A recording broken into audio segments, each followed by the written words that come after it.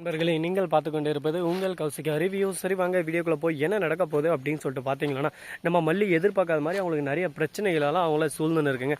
இந்த பிரச்சனைகள் நடுவில் எப்படி அவங்க வெற்றிகரமாக அந்த பிரச்சனையெல்லாம் ஒரு பக்கம் சால்வ் பண்ணி வரப்போகிறாங்க அப்படின்றது தாங்க இன்றைக்கி ஸ்டோரியாக இருக்குது. அது மட்டும் இல்லாமல் நம்ம வெண்பா இருக்காங்களா, அவங்க இருந்துன்னு போய் விஜய் கிட்ட சொல்கிறாங்க, இதோ பாருங்கப்பா, நம்ம நினைக்கிற மாதிரி அன்னபூர்ணி பாட்டியும் எதுவும் பண்ணலை. அன்னபூர்ணி பாட்டி நைட் ஃபுல்லாக ஏன் கூட தான் இருந்தாங்க. அது மட்டும் இல்லாமல் ராஜேஸ்வரியும் மறுபக்கம் ரஞ்சிதா, இவங்க ரெண்டு பேருக்கும் அன்னபூர்ணி போய் தெளிவாகவே சொல்லிட்டாங்க, அவங்க ரெண்டு பேரும் வெளியே போயிருக்காங்க, நீங்கள் ரெஸ்ட் எடுங்க, தேவையில்லாமல் தேடுற வேலை வச்சுக்காதீங்கன்னு சொல்லிட்டு. ஆனால் அவங்க இருந்து அப்படியே சும்மா நைட்டு 12 மணி வரை முழிச்சுனே இருந்தாங்கப்பா. நாங்கள் ரெண்டு பேருமே இதை கவனிச்சோம். அதுக்கப்புறம் கார் எட்டுனா எங்கேயோ போனாங்க. ஆனால் எங்கே போனாங்கன்னு சொல்லிட்டு சரியாக எங்களுக்கு தெரியல. ஒரு வேளை நேராக ஆஃபீஸ் போயிட்டு அவங்களே ஃபோட்டோ எடுத்துக்கிட்டால் வீட்டில் தான் அம்மா ஃபோன் இருந்துச்சு, வந்து இது பண்ணியிருக்கலாம்ல.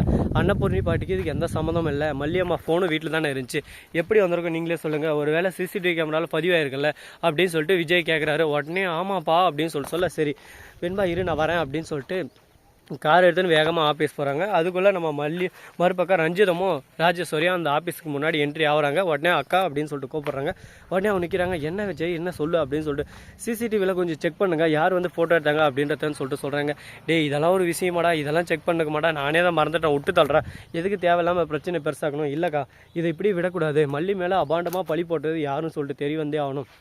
இது அந்த அன்னபூர்ணி பண்ணியிருந்தா அவங்கள இப்போயே வீட்டை விட்டு போய் துரத்துறேன் அப்படின்னு சொல்லிட்டு ஆவேசமாக பேசுகிறாங்க. உடனே டே எதுக்குடா கம்னுறான்னு சொல்லிட்டு இவங்க சமாளிஃபிகேஷனே போட்டுருக்காங்க. செக் பண்ணலான்னு சொல்லிட்டு இவங்க சொல்லவே இல்லை. ஏன்னா ஃபஸ்ட்டு ஆரம்பிச்ச சண்டே இவங்க தான். ஆனால் இப்போ என்னடானா சைலண்ட்டாக இருக்க சொல்லியிருக்காங்களே, இவங்க ஒன்றும் புரியல. அப்படி மல்லியே பண்ணியிருந்தாலும் மல்லியை அந்த வீட்டை விட்டு அனுப்பிச்சிடலாம் அப்படின்னு சொல்லிட்டு சொல்கிறாங்க. அப்பயே சைலண்ட்டாக சொல்லியிருக்காங்க. உடனே அந்த பக்கம் பார்த்தா சைகை பண்ணுறாங்க. ஒரு வாட்ச்மேன் இருந்தால் உள்ளே போகிறோம். அதுக்குள்ளே நம்ம விஜய் டக்குன்னு சரி வாங்கா போகலான்னு சொல்லிட்டு அந்த வாட்ச்மேனை கூட்டின்னு எல்லாரும் ஒன்றா உள்ளே போகிறாங்க. உள்ளே போயிட்டு அங்கே செக் பண்ணி பார்க்கும்போது அப்போ தாங்க தெரிய வருது, நம்ம ராஜேஸ்வரியும் ரஞ்சிதும் ஆஃபீஸ்க்கு வந்தது, வாட்ச்மேனுக்கிட்ட சண்டை போட்டது.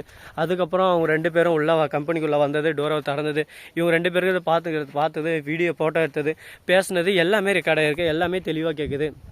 இப்போதைக்கு நம்ம எதுவும் கேட்கக்கூடாது. இப்போ எது கேட்டாலும் அது நமக்கு ஆப்போசிட்டில் திரும்பிடும். புருஷன் முன்னாடி ஏன் ஒன்றா இருக்கக்கூடாதுன்னு சொல்லிட்டு விஜய் ஒரு பக்கம் கோவப்பட்டு நம்மளை திட்ட ஆரம்பிச்சிருவோம். அதனால் இப்போதைக்கு நம்ம எதுவும் பேச தேவையில்ல, இந்த இடத்த விட்டு இப்போயே காலி பண்ணலாம், போயிட்டு நம்ம வெளியே போயிட்டு அதுக்கப்புறம் அவங்களுக்கு சிறப்பான ஆப்பு வைக்கலாம் அப்படின்னு சொல்லிட்டு முடிவு பண்ணிருக்காங்க. யாருடா சாமி இவங்க இந்த மாதிரி வேறு மாதிரியெல்லாம் பிளான் பண்ணியிருக்காங்களே, இவங்க பண்ணுறதெல்லாம் பார்த்தா நமக்கே ஒரு பக்கம் பயம் கிளம்புதுங்க. ஐயோ என்னடா இப்படியெல்லாம் தீவிரமாக யோசிக்க ஆரம்பிக்கிறாங்களே, இப்படியெல்லாம் யோசிச்சு எதனா ஒன்று சதி திட்டம் பண்ணி நம்ம மல்லியம்மாவுக்கு எதனா பிரச்சனை வந்துட போகுது அப்படின்னு சொல்லிட்டு நமக்கே ஒரு பக்கம் பதட்டமாகவும் ஒரு பக்கம் பயமாகவும் இருக்குது. என்னங்க பண்ணுறது, வாழ்க்கைன்னா 1000 கஷ்டம் நஷ்டம் துக்கம் துயரம் எல்லாமே வரும். ஆனால் இவங்க இருக்கிற இடத்துல வாழ்க்கையே கஷ்டமாக இருக்குது. அந்த அளவுக்கு ஒரு பக்கம் டப் கொடுக்க வேண்டிய நிலைமையில் இருக்காங்க. நம்ம மல்லி எப்படியாவது இந்த வீட்டை விட்டு துரத்திடணும் அப்படின்னு சொல்லிட்டு கங்கணம் கட்டுன்னு தெரிஞ்சுன்னு இருக்காங்க. இது நடக்குமா நடக்காதா, இந்த பிரச்சனை முடிவுக்கு வருமா வராதா அப்படின்னு சொல்லிட்டு பல விஷயத்தில் நம்ம யோசிச்சு பார்க்க வேண்டியதாக இருக்குது. பார்ப்போம் இன்னும் என்னென்னலாம் பிரச்சனை நடக்க போகுதுன்னு சொல்லிட்டு. அது மட்டும் இல்லாமல் நம்ம வெண்பா குட்டி இருக்காங்களா, அவங்க வந்து புதுசாக ஒரு பிரச்சனையே கொண்டு வராங்க. எதுக்காக அப்படின்னு சொல்லிட்டு பார்த்தீங்கன்னா, அவங்க சும்மா இல்லாமல் கரெக்டாக போயிட்டு மல்லிக்கிட்ட பேசுகிறாங்க. அம்மா இது எல்லாமே ராஜேஸ்வரியும் ரஞ்சித் தான் நாங்கள் ஃபோன் பண்ணி பேசினிருந்தாங்க, நான் கேட்டேன், வாட்ச்மேனுக்கிட்ட ஃபோன் பண்ணி பேசினிருந்தாங்க, இவங்க தான் எல்லாம் பண்ணது, ஆனால் நம்மக்கிட்ட போய் சொல்கிறாங்க அப்படின்னு சொல்லிட்டு சொல்ல, உடனே என்ன மல்லி சொல்கிறேன் அப்படின்னு சொல்லிட்டு கேட்க, ஆமாம்மா இதுதான் நடந்தது, நான் எல்லாத்தையும் கவனிச்சேன் அப்படின்னு சொல்ல உடனே போயிட்டு அப்படியே சும்மா ரஞ்சித்தும் ராஜேஸ்வரியும் புழிஞ்சு கட்டிடுறாங்க நம்ம மல்லி. அதை பார்க்கும்போது நமக்கே ஒரு பக்கம் சந்தோஷமாக இருக்குது. எப்படியோ ஒன்றுடவா வச்சு செய்யிட்டோம், இவங்க ரெண்டு பேரை நல்லா அடித்து ஓட விட்டால் தான் இவங்க திருந்துவாங்க.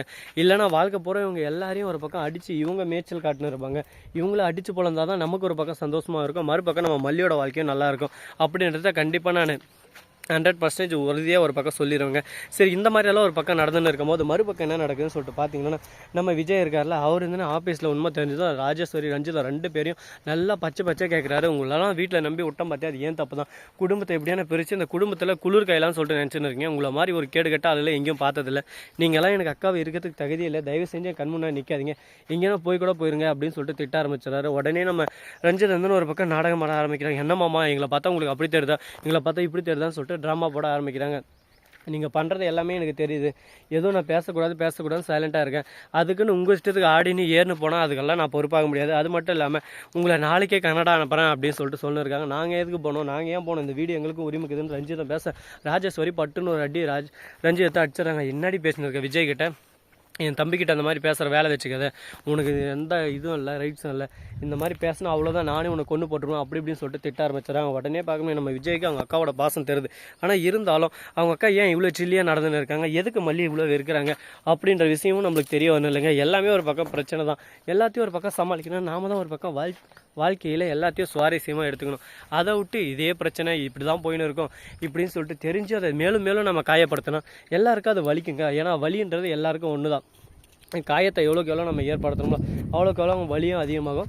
இதை எல்லாமே சீக்கிரம் எவ்வளோ சீக்கிரம் முடிக்கணுமோ அவ்வளோ சீக்கிரம் முடிச்சுட்டு அடுத்து என்ன பண்ணலாம் அப்படின்ற விஷயத்தை நம்ம பார்க்கணுங்க. அப்போ தான் நம்ம முன்னேறி போக முடியும். இல்லைனா இதே இடத்துல அப்படியே சும்மா அவங்கள்ட்ட அமுக்கின்னு போய் உட்காந்து இருக்கணும். ஸோ நம்ம இந்த வீடியோ பிடிச்சிருந்தா லைக் பண்ணுங்கள், கமெண்ட் பண்ணுங்கள், ஷேர் பண்ணுங்கள், டிண்டிங் மேலே தட்டி விட்டு போங்க. அப்போ தான் நான் போகிற அடுத்த வீடியோ உடனுக்குடன் வரும். மிக்க நன்றி. தேங்க்ஸ் ஃபார் வாட்சிங். Tata, see you. நன்றி, வணக்கம், வந்தனம், வருக, தருக.